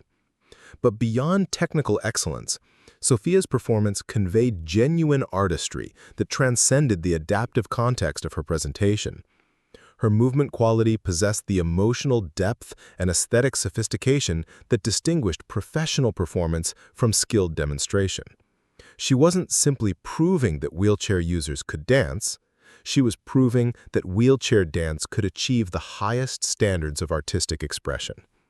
The final piece was a collaborative work that had been created specifically for this performance, featuring Sofia with 5 standing dancers in choreography that integrated adaptive and traditional techniques so seamlessly that the distinctions became meaningless. The music was contemporary, driving, and emotionally complex, demanding performance quality that would have challenged any professional company. As the performance concluded with all 6 dancers in a final tableau that celebrated collaboration rather than accommodation, the audience response was immediate and overwhelming. The standing ovation lasted nearly 5 minutes, with many observers visibly moved by what they had witnessed. But more important than the emotional response was the professional recognition evident in the reactions of critics and industry representatives who understood the technical and artistic significance of what Sofia had accomplished. Dr. Jennifer Walsh served as the Institute's academic director, overseeing research programs that had attracted graduate students and visiting scholars from universities throughout North America and Europe. The documentation from Sofia's performance had been published in 3 peer-reviewed journals, and the techniques developed through her training had been incorporated into adaptive movement curricula at over 40 institutions worldwide. The Federation's inquiry had been quietly dropped after Dr. Harrison Blackwood's attendance at the Portland performance, though no official statement had ever been released acknowledging the change in policy. Sofia herself had become something she had never intended to be: a bridge between the disability rights community and the professional dance world, traveling regularly to teach masterclasses and consult on adaptive programming development. Her technique had continued evolving beyond what anyone had thought possible during those early meetings at Rosewood Bistro, and her performances with the newly formed Portland Adaptive Dance Collective had attracted invitations from venues including Jacob's Pillow, the Kennedy Center, and the Edinburgh Festival Fringe. But perhaps more significantly, Sofia had inspired a generation of disabled young people to pursue artistic goals that previous generations had been told were impossible. The Institute's youth program served over 200 students annually, many of whom had traveled to Portland specifically to study adaptive techniques that had been developed through Sofia's pioneering work. The program's success had created a pipeline of emerging artists who would graduate into a dance world that was fundamentally different from the one that had initially rejected Sofia's aspirations. Richard Lopez had been named the Institute's artistic director, a position that had required him to confront the trauma of his professional exile while building something entirely new from the innovations that his collaboration with Sofia had generated. His teaching methods had been documented and disseminated through workshops that trained instructors worldwide, and his choreographic work was being performed by adaptive companies throughout Europe and Australia. The recognition felt surreal after years of hiding his expertise while serving tables, but it also felt like vindication of his belief that dance could be both inclusive and excellent. The relationship between Sofia and Richard had evolved into a professional partnership that neither of them had anticipated during their first conversation at the bistro. They co-taught advanced classes at the Institute, collaborated on choreographic projects, and served as advocates for adaptive arts funding at state and federal levels. But their connection remained grounded in the mutual respect and shared vision that had made their initial collaboration possible, even as their work had expanded far beyond what either of them had imagined achievable. Elena Miller had left her dual job arrangement to become the Institute's operations manager, discovering administrative and organizational capabilities that her years of managing Sofia's medical care had developed without her recognition. The decision provided financial stability that her family had never experienced, but more importantly, it allowed her to contribute directly to expanding opportunities for other families facing similar challenges. Her perspective as a parent navigating systems that weren't designed to support disabled children's aspirations had proven invaluable in designing programs that served entire families rather than just individual students. Margaret Chen had expanded Rosewood Bistro's community programming to include regular fundraising events for adaptive arts organizations, and the restaurant had become an unofficial gathering place for Portland's growing community of inclusive arts advocates. Her decision to support Richard's involvement with Sofia had created ripple effects throughout the Pearl District, inspiring other businesses to develop accessibility initiatives and supportive employment practices that had made the neighborhood a model for inclusive economic development. The broader impact of Sofia's story had extended into policy realms that none of the original participants had expected to influence. Oregon's legislature had passed the Adaptive Arts Access Act, requiring all state-funded cultural institutions to develop programming that served people with disabilities. The Federal Department of Education had included adaptive arts in its guidelines for special education services, recognizing artistic expression as essential to comprehensive educational programming rather than optional enrichment activity. Corporate partnerships had emerged organically as businesses recognized the marketing and human resources benefits of supporting adaptive programming. Nike's collaboration with the Institute had produced a line of performance equipment specifically designed for wheelchair dancers, with profits funding scholarships for students who couldn't afford training costs. Intel's accessibility division had developed motion capture technology that allowed remote instruction and performance feedback, connecting isolated students with expert instruction regardless of geographic limitations. International recognition had followed domestic success. The Institute had been designated as a World Health Organization collaborating center for adaptive movement research, and Sofia had been appointed to UNESCO's Global Alliance for the Future of Education, advising on inclusive arts programming for disabled students worldwide. The designation provided both legitimacy and resources for expanding the Institute's influence beyond North America, into regions where adaptive arts programming was still considered experimental rather than essential. The artistic community that had formed around the Institute represented a new model for inclusive cultural development. Rather than adding adaptive programming to existing institutions as afterthought accommodation, the Institute had demonstrated that designing for inclusion from the beginning created opportunities and innovations that benefited all participants. Standing dancers who trained alongside wheelchair users developed enhanced spatial awareness and partnering skills, while movement therapists who studied adaptive dance techniques discovered new approaches to rehabilitation and wellness programming. Sofia's personal journey had continued evolving in directions that surprised even her closest supporters. Her acceptance into the Alvin Ailey American Dance Theater's professional training program represented recognition that her skills had transcended adaptive categories to achieve excellence by any measure. But rather than pursuing traditional company career paths, Sofia had chosen to spend half her time performing with mainstream companies and half developing adaptive programming that could serve the next generation of disabled dancers. The ripple effects had reached into unexpected professional domains. Medical schools had begun incorporating adaptive movement training into physical therapy curricula, recognizing that Sofia's techniques could enhance rehabilitation outcomes for patients with various conditions. Sports medicine researchers had discovered that adaptive dance training improved core strength and coordination more effectively than traditional therapeutic exercises, leading to its inclusion in treatment protocols for athletes recovering from injury. The economic impact had proven substantial enough to attract attention from urban development specialists studying creative economy strategies. The Institute's programs had generated over 300 jobs directly and indirectly, from instructors and therapists to equipment manufacturers and accessibility consultants. The model was being studied for replication in other cities seeking to develop inclusive cultural programming that could drive both artistic innovation and economic development. But perhaps the most significant transformation had occurred in the broader cultural understanding of what disability could mean in artistic contexts. Sofia's success had shifted public conversation from inspiration narrative to recognition narrative, acknowledging disabled artists as creators of new aesthetic possibilities rather than courageous individuals overcoming limitation. The change in language and perspective had influenced media coverage, funding priorities, and institutional programming throughout the arts community. As Sofia prepared for her performance at the Kennedy Center's inaugural Adaptive Arts Festival, she reflected on the journey that had begun with a simple request to a mysterious waiter at a Portland bistro. The teenager who had asked Richard, "Can you help me?"